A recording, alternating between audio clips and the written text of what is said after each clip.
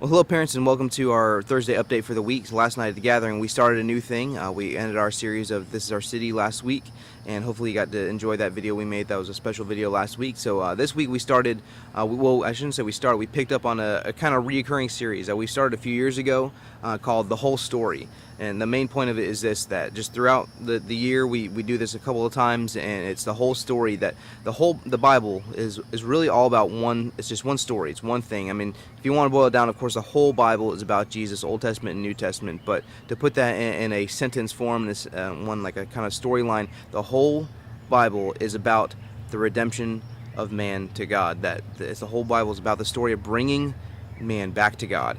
And so what we're doing is we look at one individual character from Scripture and see what part does that person play in this story.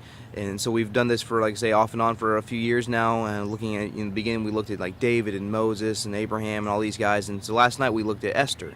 And Esther is just a really cool story. It's really neat. It's unique in a lot of ways. And in one way, it doesn't even mention the name of God one time in the book of Esther, but clearly God is involved in it.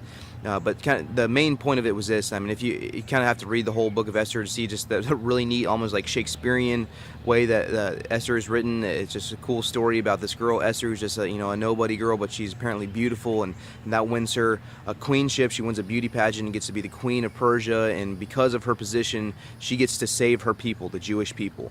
And because there's the bad guy in the story, Haman, he wants to kill all of the Jewish people in the nation, and so her position, she begs the king to say, please do not kill my people.